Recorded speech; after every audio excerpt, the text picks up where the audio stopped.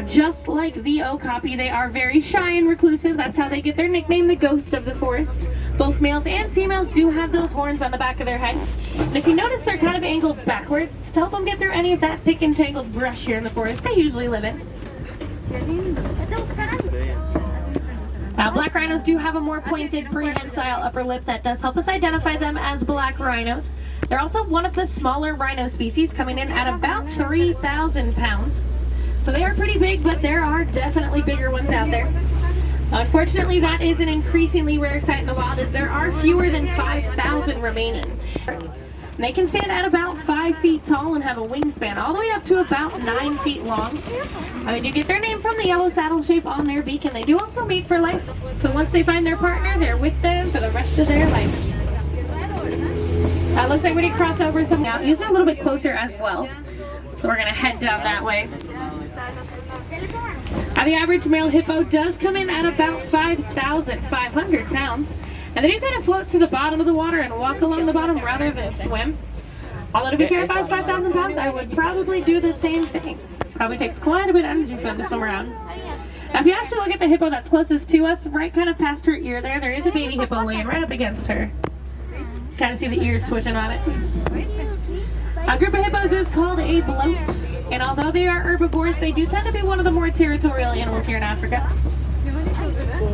Now, those white and gray birds that are hanging out on top of the island, those are pink-back pelicans. They do get their name from the pink coloration that their feathers get during mating season. Although it's not actually their feathers that turn pink, it's their skin that turns that color. Kind of makes their feathers look it. Now, we are also making our way out towards crocodile territory, so definitely be on the lookout for those. Now, the average male crocodile does come in at about 16 feet in length, weighing about 500 pounds. They can grow to be about 20 feet long, though, and I do know there's at least one down there that's a little bit over 700 pounds. We're coming up on, they are Hartman's mountain zebras. If you look closely underneath their neck, you'll see that little flap of skin. Now, that is called a dewlap. That does help them regulate their temperature. They're also one of the only zebra species that has it, so it does help us identify them. Now, a group of zebras is called a dazzle, and if you've ever wondered if a zebra is see back there.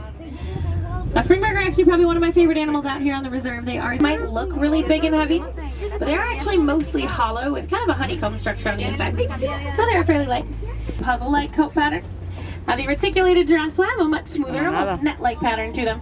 Kind of standing in the middle, there is actually a baby giraffe in there. It's a little bit smaller than the rest.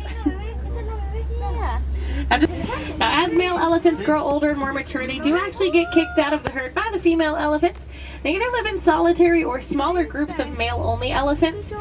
They do tend to get just a little bit too rough with the young ones, and as they get older, they get their vibrant pink color from their diet, which does consist mostly of beta-carotene, like brine shrimp. And they are one of the lighter colors of flamingo species, as well as one of the largest black rhinos. Now, one of my favorite facts about them, even though they are 5,000 pounds, when they run, they actually get all 4 of their little legs off the ground. So kind of like how a horse gallops. Most of their hunting at night, and it's actually the females that